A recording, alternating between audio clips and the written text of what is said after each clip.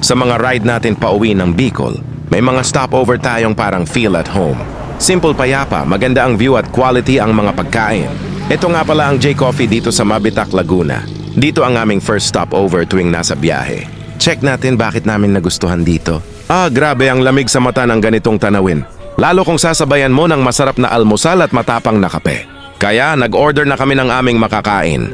Bangsilog para kay Mrs. at may kasamang coffee mocha. Tapsilog sa akin at kapeng barako. Tara kain tayo para makapagpatuloy na sa ating biyahe.